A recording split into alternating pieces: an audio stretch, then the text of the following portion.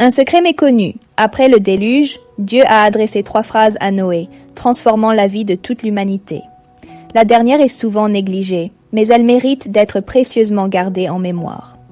Après le déluge, lorsque Noé sortit de l'arche, Dieu lui dit « Vous serez un sujet de crainte et d'effroi pour tout animal de la terre, pour tout oiseau du ciel, pour tout ce qui se meut sur la terre, et pour tous les poissons de la mer.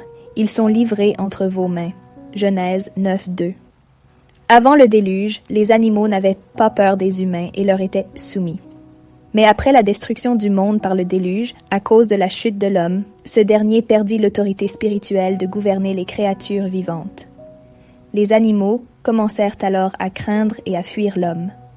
Seul l'ordre de Dieu permit que toute chose continue d'être soumise à l'humanité. Tout ce qui se meut et qui a vie vous servira de nourriture. Je vous donne tout cela comme l'herbe verte. Seulement, vous ne mangerez point de chair avec son âme, avec son sang. Genèse 9, 3, 4. Avant le déluge, selon le commandement donné à Adam, l'homme se nourrissait de toute herbe portant de la semence et qui est à la surface de toute la terre, et tout arbre ayant en lui du fruit d'arbre et portant de la semence. L'homme n'avait pas le droit de consommer la chair des animaux, sauf lorsqu'il les offrait en sacrifice à Dieu.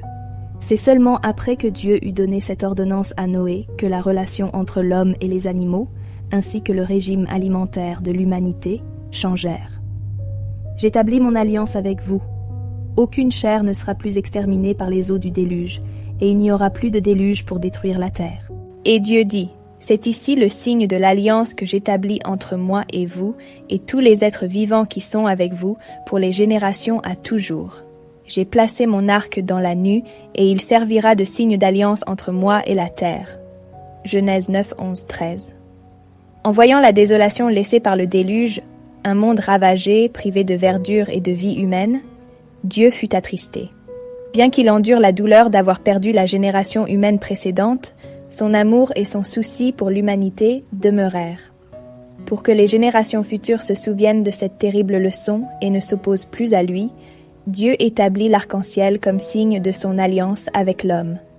Aujourd'hui, lorsque vous profitez d'une nourriture abondante ou lorsque vous voyez un arc-en-ciel dans le ciel, offrez-vous des gratitudes à Dieu, laissez un Amen. Ne négligez pas la parole de Dieu. Rejoignez notre groupe d'études pour écouter chaque soir la parole de Dieu, découvrir davantage son amour et vous préparer au retour de Jésus. Le lien se trouve dans ma bio.